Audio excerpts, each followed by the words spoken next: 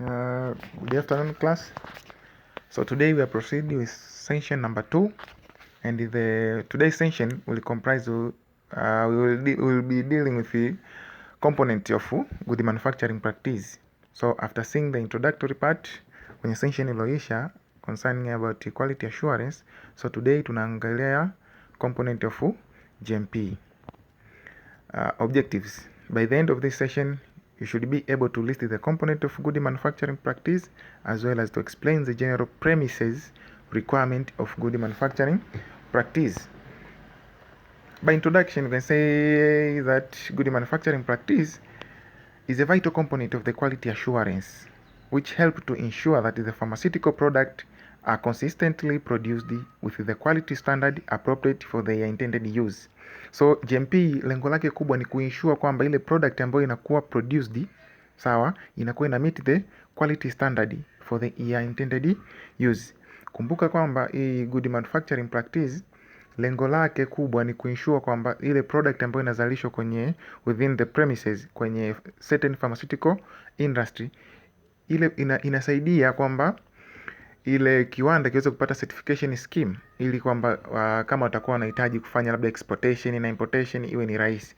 So this good manufacturing practice tunasema kwamba ni vital component ya nani? Ya quality assurance. So unaweza kusema GMP ina define the quality measure for both production and quality control. Are we together? Kwamba kwenye production pia lazima kuwe kuna nini? Kuna GMP lazima GMP iwe defined kwamba production hii, let's say production ya paracetamol tulifuata good manufacturing practice 1 2 3 lazima ziwe mentioned, lakini pia kwenye quality control lazima kuwe kuna GMP yake. Sawa? So GMP also defines the general measures to ensure that the process necessary for production and testing are clearly, kwamba issue kubwa kwenye GMP lenyewe lazima ihakikishe kwamba zile processes zote, kwamba kwa mfano tunatengeneza paracetamol, sawa. Je, tumetengeneza granules, umetengeneza powder, umetengeneza granules, binder zipo za kutosha, si ndio?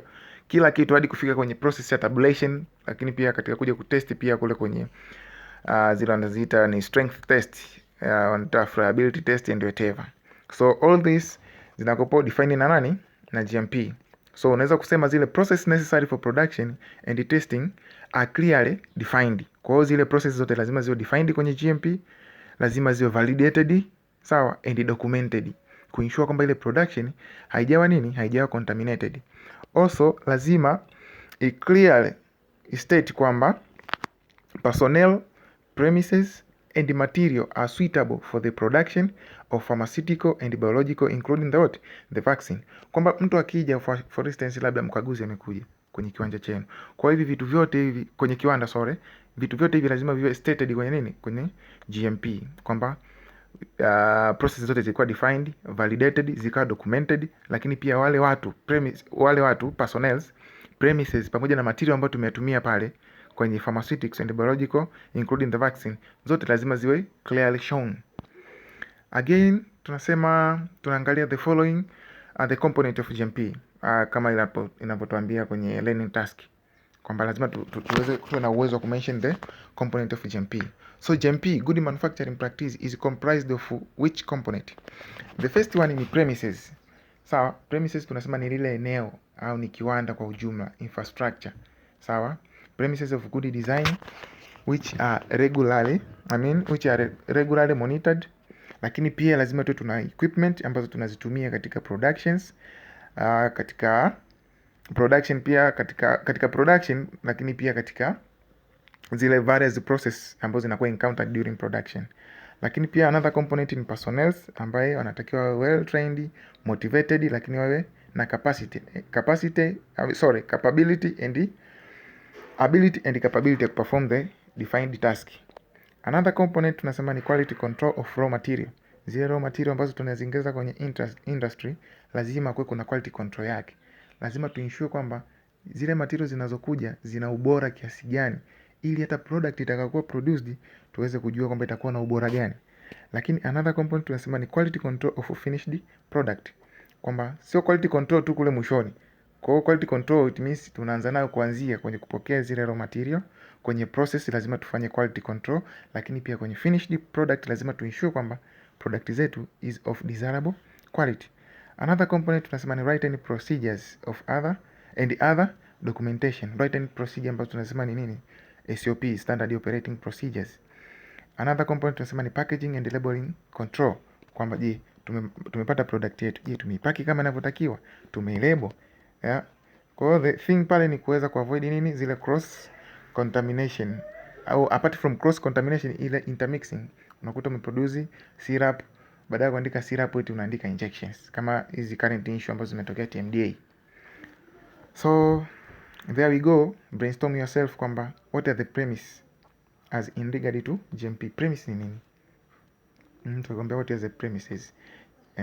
Umejenga pharmacy yako pale au wado yako, ukienda pharmacy council wanakuambia lazima huyo tuifanyie, tuikague inspection ya, ulipie ada kwa ajili ya kufanyia inspection ya kwenye premises. So premises ni buildings, au tunasema ni lile eneo ambao industry yako imekuwa located.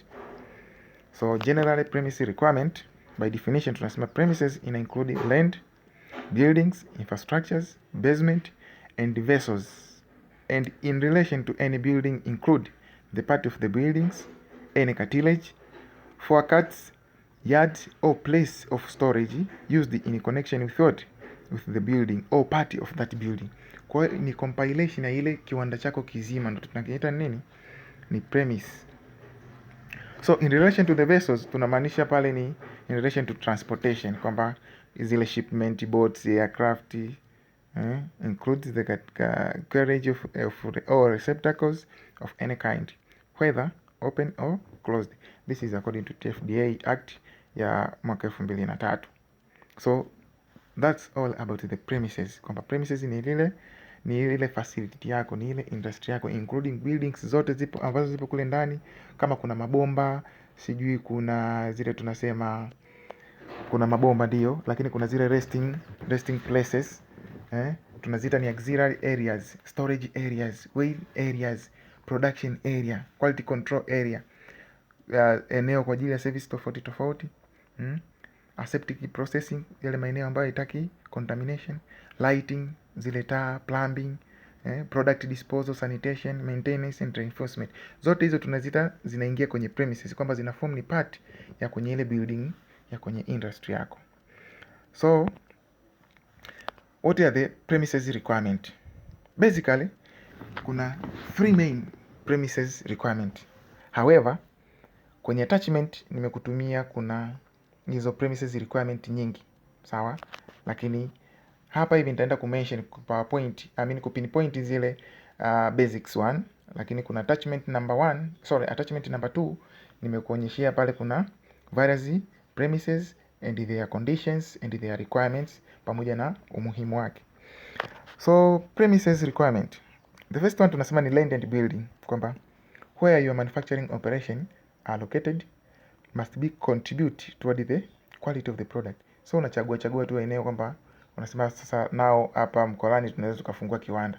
Unafungua kiwanda kati pembeni kuna garage, au apart from garage labda kiona kiwanda cha mikate, ambao kiwanda cha mikate hiko unaweza kusema kwamba kiwanda cha mikate hicho kinaweza kina influence the growth of wale fungi au molds. Kwa hiyo it pale utakuwa na ensure ile cross contamination. So lazima ulocate kiwanda chako sehemu ambapo unakuwa na uhakika kwamba product ambayo itatoka pale itakuwa of desired quality. The reason is, kwa nini tunasema tufanye selection ya land pamoja na building? The reason is to avoid the risk of contamination. Kama nilivyosema, kiwanda cha mikate kina influence the growth of mold. Kwa hiyo it means kama umeestablish pharmaceutical industry yako pale, it means lazima kutakuwa kuna cross contamination. Lakini the reason nyingine, it means uweze kupermit effective cleaning and maintenance. Kwa hiyo ukijenga sehemu ambayo just labda kuna garage, labda kila siku kuna mavumbi na nini, kwa hiyo itakopo hakuruhusu effective cleanliness and maintenance.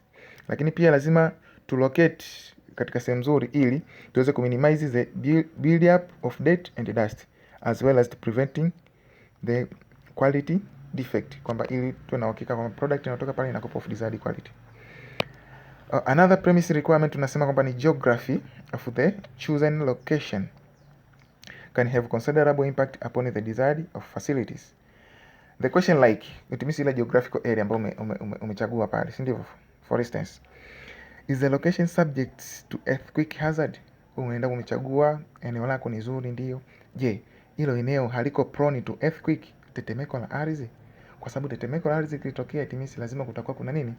Kuna distraction ya kwenye industry yako. Je, swali jingine la kujiuliza, does it experience flooding regularly during the monsoon season? Mvua ikinyesha, mfano sasa hivi unaenda kujenga kiwanda chako pale Mabatini, unatarajia nini? So another question ya kujiuliza ni kwamba about the geographical area, what precaution need to be taken with regard to continuity of the supply of service, kwamba unachukua tahadhari gani, si ndio, with regard to ile service yako. Je, unataka service yako wateja wanakuja kila siku, si ndivyo? Je, umechukua tahadhari kwamba ikitokea labda mvua imenyesha, kuna daraja au patakuwa hapapitiki, ili kuinsure wale customer wako wanakuwa fulfilled, kwamba wanapata kile kitu ambacho wanafanyaje, wanakitaka. So another premise requirement tunasema ni climate of an area is also important. So if the company will be handling, for example, gelatin capsules, then humidity are of great concern. So tunajua kwamba capsules zile, kwamba humidity ikizidi, it means inaenda ku affect the quality of the capsules. If the company has a lot of good requiring temperature, has a lot of goods ambazo zina requiring the temperature or humidity control in transport, and the good have to sit on the dock side for weeks waiting for the about to arrive, there may be a problem with the quality of the product. Kwa hiyo unaangalia product zako, je, hii temperature pamoja na humidity kipindi cha kusafirisha, hii temperature na humidity zitaathiri product zangu? Kama zinaathiri, it means unaweza ukashift au unaweza ukafanya nini, ukaadapt different way ya product delivery, si ndivyo? Kama kuna high temperature lakini pia kuna nini, kuna humidity. Kama kuna high temperature, unaweza ukatransport hizo product zako kwenye refrigerator and the like. Reason ni kuavoid nini, breaking down ya nini, ya quality of the product. Are we together? So also the company may need to rent temperature controlled storage. Kama tulishasema kwamba kwenye storage condition yako kwenye store kule, lazima ufanyaje, urent temperature controlled storage, kwamba lazima uinsure kwamba AC umefunga, air condition, si ndivyo? Kama kuna dawa ambazo zinahitajika kukaa kwenye friji, zikae kwenye friji. Kuna dawa ambazo hazihitaji ubaridi, zisikae kwenye baridi, si ndivyo? Yeah. Kama wewe tumenunua insulin mengi afu umeyastore kwenye high temperature, unatarajia kitu gani? So if it does, how will it check the quality of that storage? Kwa hiyo ni maswali ambayo unajiuliza wewe ambaye una produce, sawa, una produce hizo product zako. At the end of the day, hizo tunasema ni precautions, lazima uziandike kwenye nini, kwenye leaflet. So see attachment number 1 and attachment number 2. In case of attachment number 2, kwenye attachment number 2 nimekubrief vizuri pale kuhusiana na principle za selection of premises. Facility, je, facility yako inatakiwa ujenge sehemu gani? Auxiliary area zako, for instance, unaposema kwenye auxiliary pale tunasema zile ni rest and refreshment rooms, kwamba should be separated from the manufacturing and the control area. Sometimes unasema facility for changing and storing clothes, lazima zimekuwa established, lakini pia lazima umezilabel ili kurahisishia kazi wafanyakazi wako, si ndivyo? Ili ziwe kuwa easily accessible, lakini pia at the same times appropriate number of users. Toilet should not be communicated direct with the production. Unajenga choo nia na nini na production unit. Kwa hiyo kwenye attachment number 2 utaenda kukutana na vitu vyote hivyo, sawa, maintain workshop and the like. Kwa utakutana na storage area. Je, kwenye storage area ni vitu gani vinahitajika? Viko pale vyote, nimekuwekea. Weighing areas, sehemu ambayo inahitajika kwenda kupimia, weighing of starting material and estimated of yield, zote hizo nimekuandikia pale, kwamba such area must be part of either storage or production area. Kwenye production area inatakiwa kuwe kuna nini, si ndio? Ili uweze kuminimize the risk of serious cross contamination, si ndivyo? Lazima kuwe kuna nini, facility must be available for the production of a particular pharmaceutical product such as highly sensitizing material, mfano penicillin, or biological separate. The production of certain other highly active products such as some antibiotics, hormones, cytotoxic. Kwa kwenye production area pale nimekuwekea all requirement kwenye production area. Lakini pia kwenye quality control area